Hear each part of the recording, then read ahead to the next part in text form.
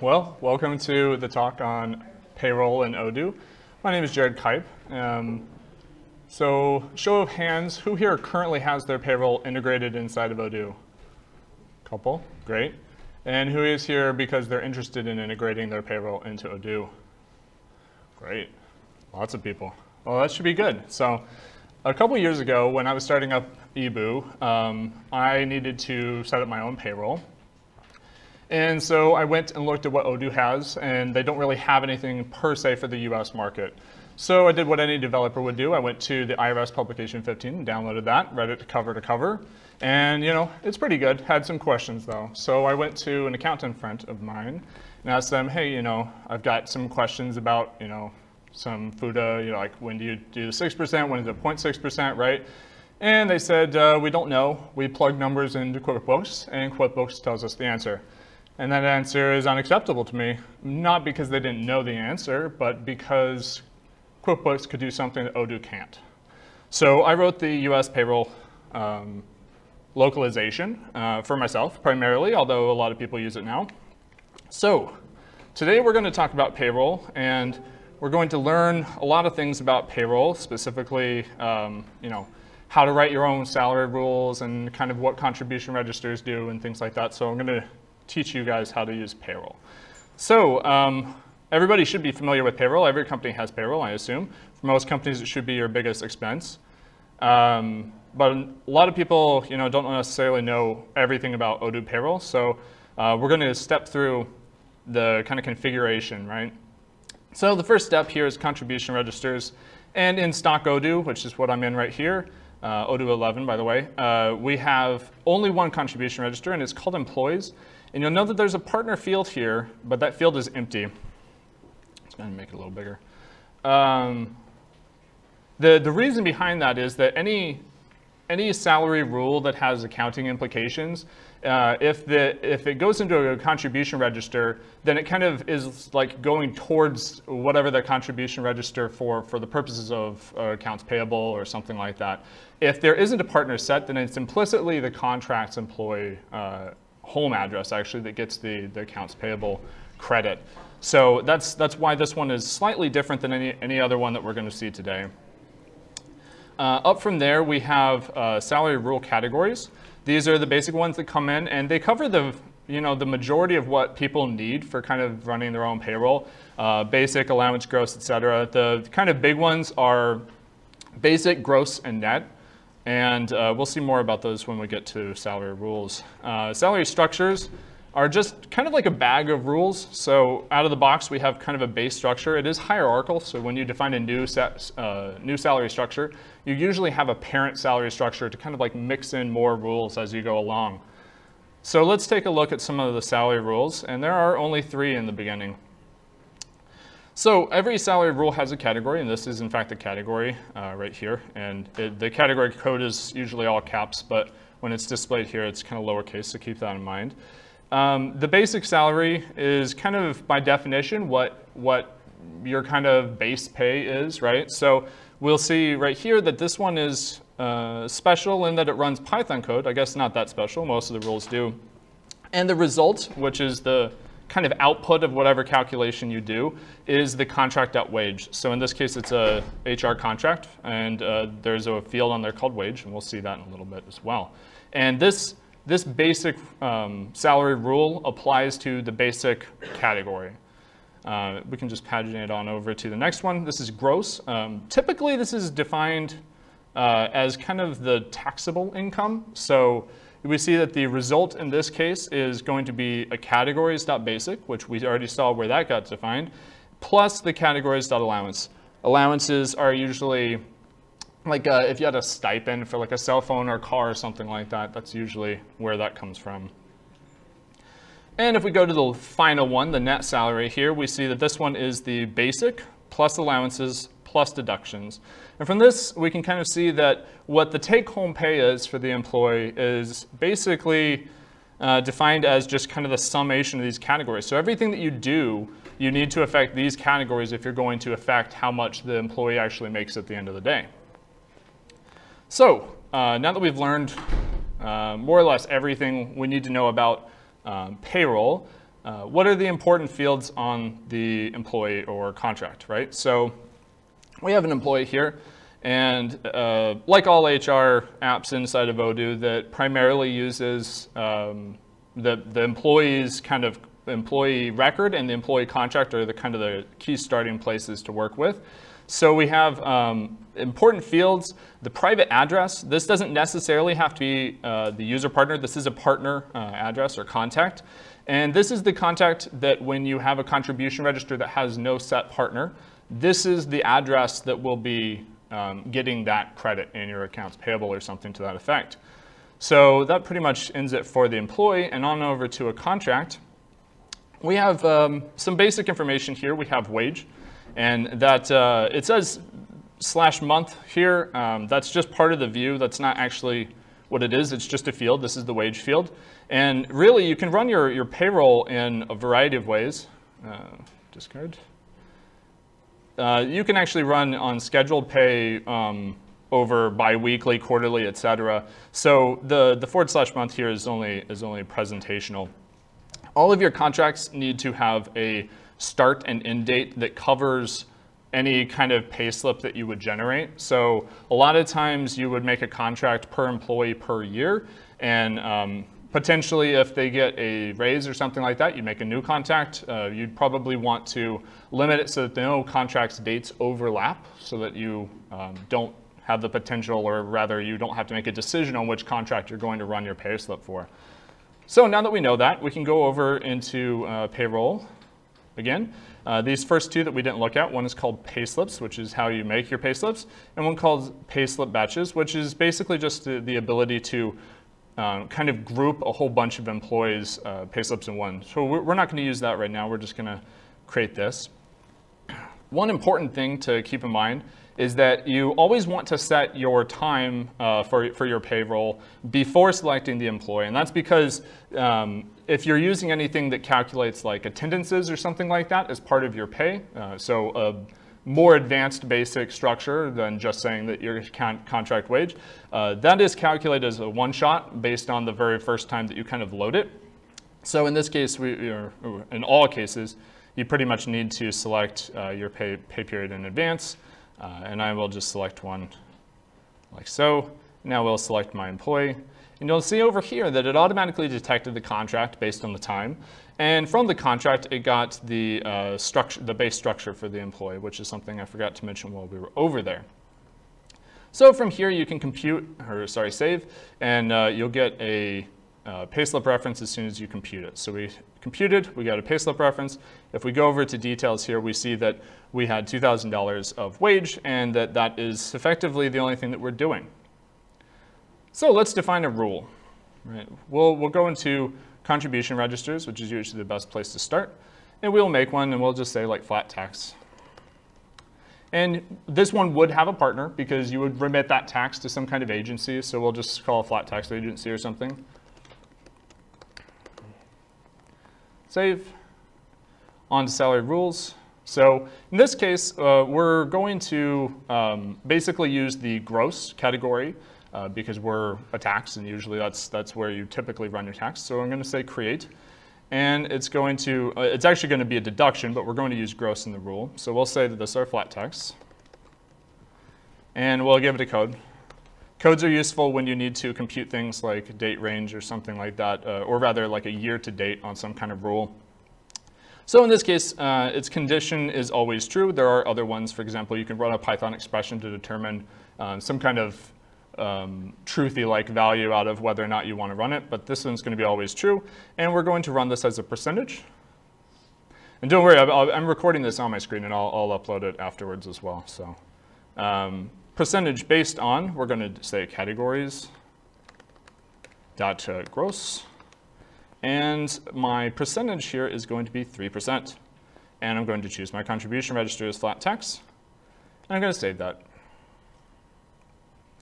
Now, the last thing I need to do is I need to add it to a category, or sorry, to a salary structure. Typically, you'd have one or more salary structures for your employees, usually depending on where they live or work. If you have employees in different states, then you'll oftentimes want to have different structures for those different employees. normally we would add to it or make a new structure. For the purpose of demonstration, I'm just going to add my flat tax rule directly over to this particular salary structure that I already have on my contract. And I'll hit save, come back over to my employee payslip here, and I will hit compute. And boom, we have our flat tax. But did it work? No, it didn't work. And this isn't some kind of like smiting of the presentation gods like it is my HDMI adapter here. This is actually doing exactly what we told it to do, and that's because we forgot, or rather I didn't mention a couple of things about this that are very important. And this is the sequence. So all of these rules are executed in order, and because we wanted to do categories.gross, we actually need to run this rule after the gross salary rule itself, and that starts on sequence 101. So if we go back to our flat tax, edit it, put in 101 or 105 or something like that, hit save, back over to our employee payslip, and hit compute sheet again. And that looks a lot better, but is it right? No. Yes, great. It isn't right because the category, the rules that we saw earlier that use the categories, they define everything in terms of positive terms. So you're going to add to all of the categories are effectively just summed over. So if you're going to take something out, you can't make it positive. So we're going to come back over to our flat tax, and we're going to edit it, and we're just going to put a little negative sign down in front of this and hit save. And we'll go back over one last time over to our salary sheet, payslip, I guess, and hit compute. And that looks a lot better, right? So when you've finished off your payslip or whatever, you typically will confirm it, and that finishes it and does any accounting entries if you have accounting installed. And so we'll just do that now to complete our first payslip. So that kind of wraps up the very introduction, which is just like the basic structure, but it's not particularly robust because we don't have a lot of rules and we don't have a lot of structure and we don't really have anything going on. We're not putting values all over the place and then having it tell us the results. So let's go over into this database. So in this database, I have a couple of more add-ons that I have open source installed. And specifically, if we go and look at our salary rules, we're going to see a lot more rules in here. That's because we have the federal tax regulation rules and stuff like that installed in here. So we have a couple of new contribution registers. We have a couple of new, or well, we have quite a few new rules and categories. And you know, we have a lot of places now to put information. So if we go and look at an employee in their contract, which is typically where you put things, although you can reach into the contract and get to something like the contract's company if you have, it's very common for municipalities to have like a company-specific tax rate, and so that's a great place to store it is on the company record and then fetch that out. So specifically, we have this US filing tab that I made here, and we have various kind of drop-downs and or fields to put in your W-4 information and choose your FUTA rate and things like that. So all of that you pretty much get either by your accountant or CPA or something like that would tell you which values to use, or you'd copy it directly from the W-4. And for the purposes of my demonstration, what we're going to be working on today is a 401k rule. So for those of you not familiar, 401k is a pre-tax retirement fund. So it comes out before the gross. So we're hoping to do that. And it's also interesting because there's a cap on it. And so that's another interesting thing, meaning that over a year, you're only allowed to put in so much. And it actually technically depends on the age of the employee, which you could probably derive out of the employee record as well, but we won't necessarily be doing that. So we'll head on over into Payroll. And we'll go and try to make our 401k. So we're going to start once again. Oh, and let's get a employee payslip ready. I'm not entirely sure what the specifics are. It seems to like to choose the prior month for about the first week, and then it chooses the current month after that. So we'll hit save and compute sheet. Oh, no, we won't. Save, compute sheet. I believe you can just hit compute sheet. And we see a whole bunch of stuff going on over here. And ultimately, the kind of what's going on here isn't really that important. They're just rules, and we could look at those rules and determine what it's doing, but we're just trying to make our own. So we'll go to a contribution register, and we'll create, and we'll call it, normally this would be some kind of intermediary, like a bank or a retirement fund kind of management thing, but we'll just call it my 401k, and we'll make a partner for it, my 401k. Once again, this is who will get the accounts payable credit and who will allow you to, who you would actually end up remitting a sum to at the end. So now that we have that, we can go into salary rule and we'll create one, and we'll create something like employee 401k, and maybe 2017, because there is a cap per year, and you potentially could set kind of controls in your company up that you only have one contract in a year or something like that, and then get the year out of the contract to do the calculation, but it's usually simpler to just have a new rule every year. So our category here is going to be allowance, because the allowance allows us to come off before gross. And we'll give this something like E401k as my code.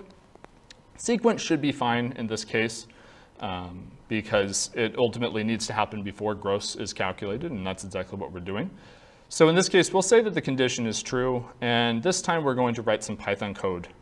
So when you decide to write a more complicated rule like this, it pops in kind of a brief overview of how of what kind of objects you have access to when you're writing in this. And the important things are contract, potentially employee, and definitely categories.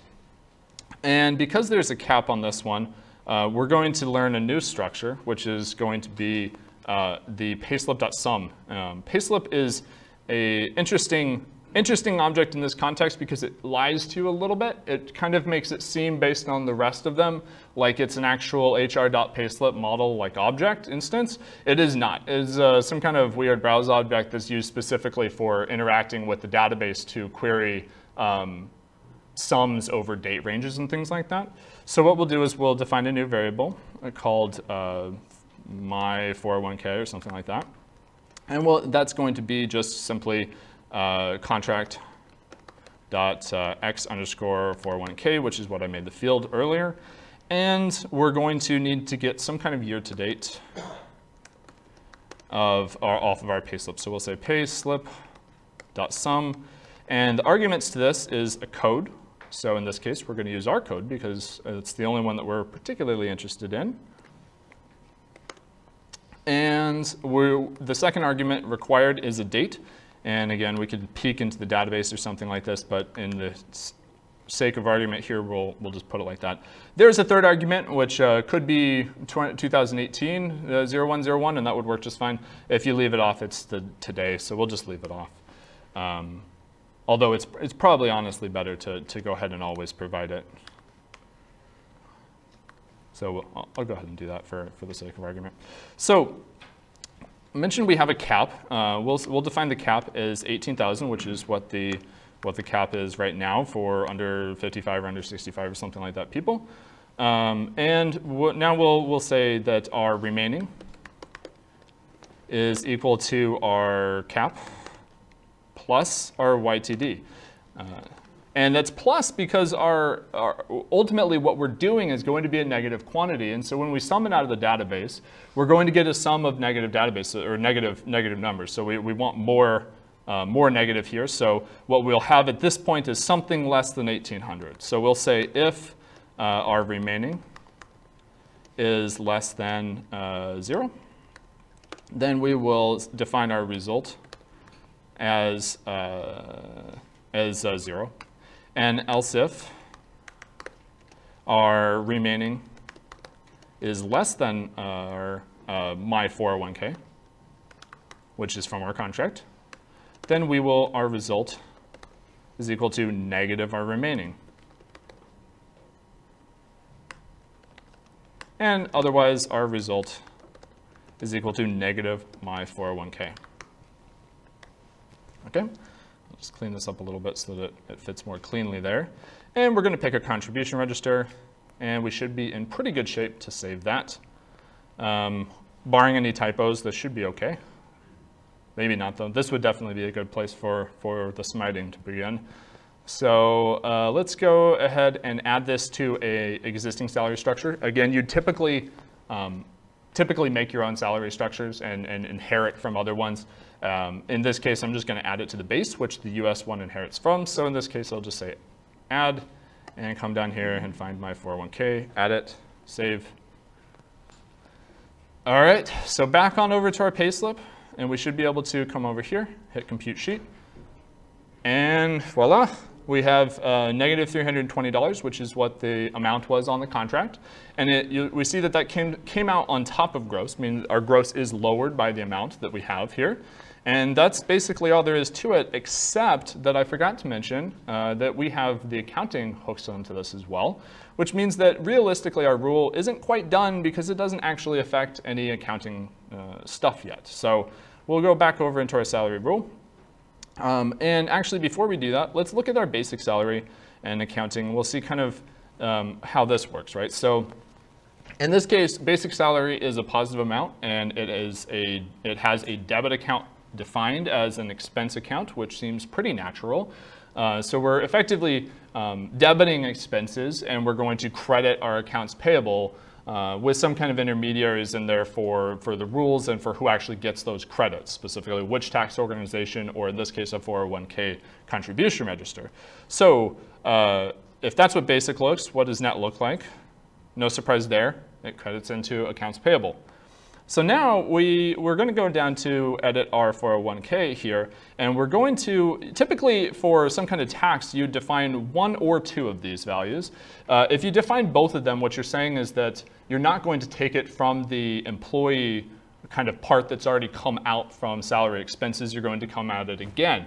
And that is useful because a lot of taxes are company contribution taxes, meaning that they aren't necessarily deducted from the employee's salary. They're actually parts that your company pays 100% out of the bag. So if that was the case, you would actually define both accounts, and you would actually have your expense account as your credit account, and your accounts payable as your debit account. So they're reversed because of the fact that you have a negative number. And that is confusing. And if you look around in issues Odoo issues and GitHub and stuff like that, you'll see this mentioned from time to time, but that's just the way that it is. So, oh, I was already on my rule. So in this case, do I need to give it a credit account or a debit account? Anybody?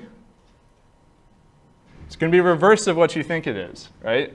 So if normally we give it a credit account for accounts payable, it's actually going to be a debit account for accounts payable. All right. So now if we come back over to our payslip and we go, we don't actually compute, but it doesn't actually need to do anything. Now we're ready to confirm. So we'll just hit confirm. And we see this. Does anybody want to see that in slow motion? No?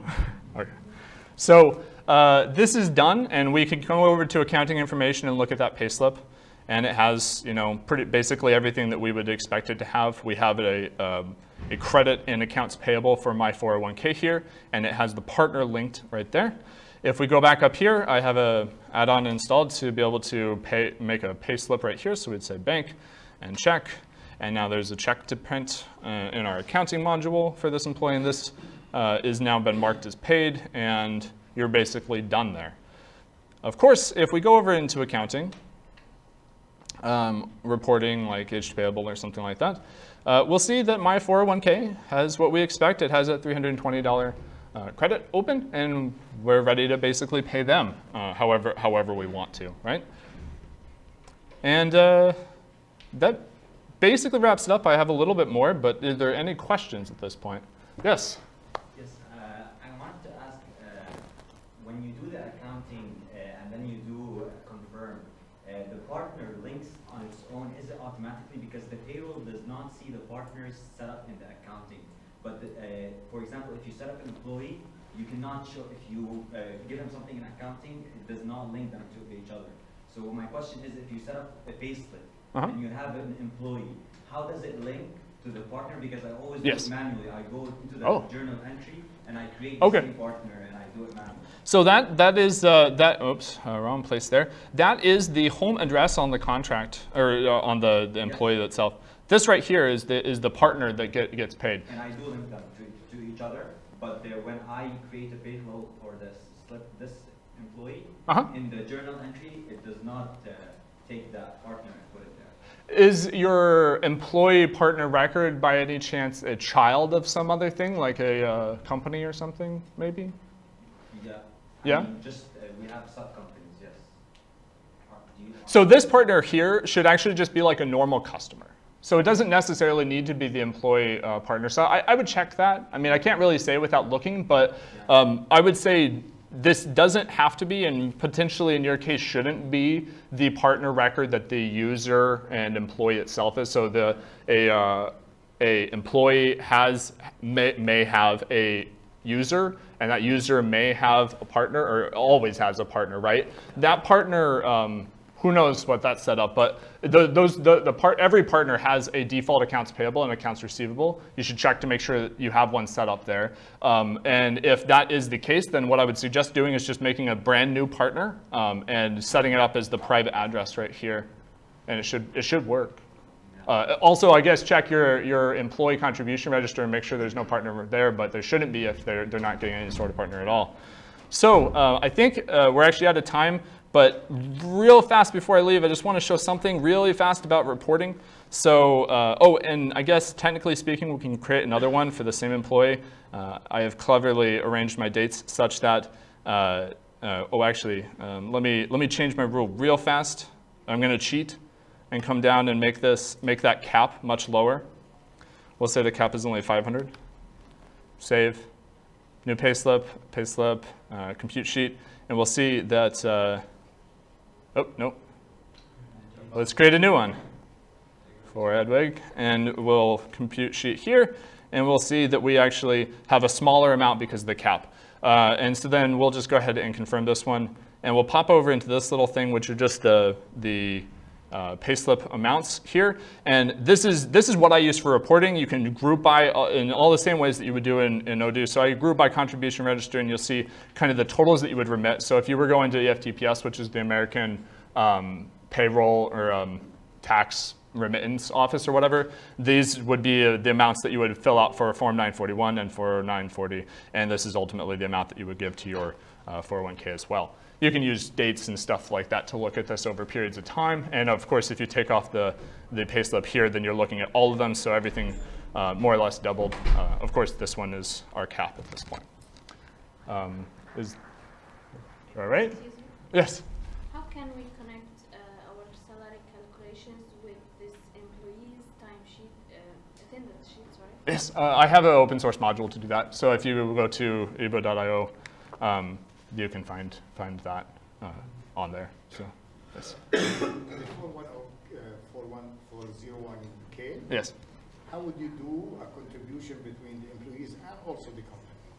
Meaning a company contribution? No. No. The employee contribution and also the company contribution. Yeah, so that would be like a company's they're matching or something like that. Absolutely. So basically everything that we already learned would be able to make a rule like that. You would obviously have both accounts filled out on the accounting portion. How do you do the accounting? I'm sorry? How do you do the accounting link? The You did the accounting for linking the company contribution. yeah, so you would make a new rule. So you'd have your I titled my this rule here. I titled it employee 401k. You'd make a second one, which would be company 401k. And you can set up their sequence in such a way that you can kind of peek up into the other rules prior computed calculation to do any kind of thing that you wanted to do. So if you did like a 50% matching or something, you would just take the roll exactly, and you multiply it times 0.5, and that would be your. The same rule you do it, but you do it two different rules. Absolutely, absolutely, because you need to have both accounts set up on there. Yeah. Any other questions? No? All right. Oh, yes. Oh, sorry, I thought. Okay. Well, that's it. Thank you.